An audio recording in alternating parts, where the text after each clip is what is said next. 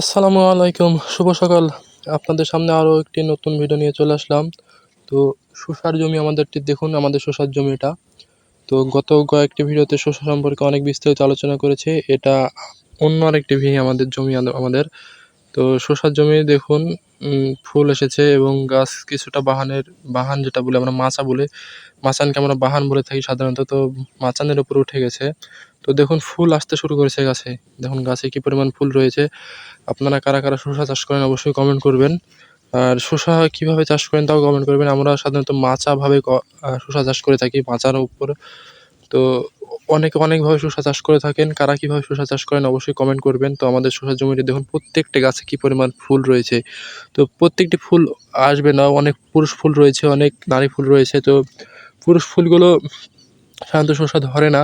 তো আমরা বিষ স্প্রে করবো যেন পুরুষ ফুলের সংখ্যার থেকে নারী ফুলের সংখ্যা বেশি হয়।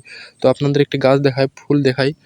দেখুন কী পরিমাণে ফুল রয়েছে, প্রতিটি গিটে গিটে ফুল রয়েছে। তো এইভাবে ফুল ধরে থাকে। তা সাধারণত জাত ভালো হলে শসা ভালো হয়। আমি প্রতিনিয়ত বলে থাকি যে জাত নির্বাচন করবেন আপনারা, ভালো জাত। তো যদি আরও বিস্তারিত জানতে চান কোন জাত ভালো হবে তাহলে আমাদেরকে কমেন্ট করবেন, আমরা অবশ্যই পরবর্তী ভিডিওতে জানিয়ে দেবো ইনশাল্লাহ। তো গাছগুলো দেখুন এবং শসা আসতে শুরু করেছে, কিছু কিছু গাছে হয়তো বা শসা ধরেছে। এই যে জালি আসতে শুরু করেছে, আপনাদেরকে জালি দেখাই একটু, আপনারা দেখতে পাচ্ছেন কিনা জানি না। তো আবার একটু ভালো করে দেখাই, এই যে শসা দেখুন আসতে শুরু করেছে। তো শসা অবশ্যই আপনারা কারা কারা চাষ করেন অবশ্যই কমেন্ট করবেন।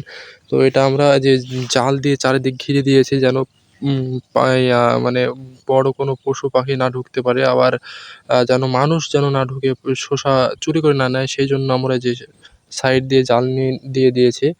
তো আপনারাও যাদের শঙ্কা রয়েছে শসা চুরির বা শসা ক্ষতিগ্রস্ত হওয়ার, তারা অবশ্যই সাইড দিয়ে এভাবে নেট দিয়ে দিবেন, তাহলে শসার জমিতে কেউ প্রবেশ করতে পারবে না।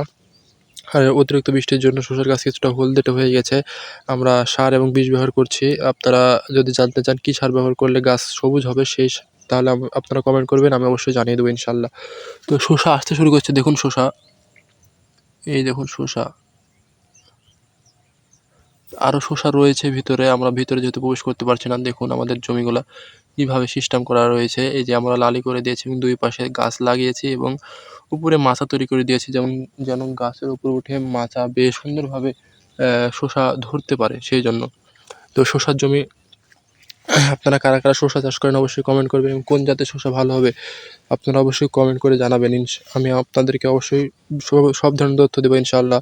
তো সবাই ভালো থাকবেন, সুস্থ থাকবেন এবং আমাদের পাশে থাকবেন এবং কী কী ভিডিও চান সেই কমেন্ট করবেন, অবশ্যই সেই অনুযায়ী ভিডিও দেওয়ার চেষ্টা করবেন ইনশাআল্লাহ আপনাদের সামনে। তো আমাদের যে জমিটা দেখুন, ভালো থাকবেন সবাই, আল্লাহ হাফেজ।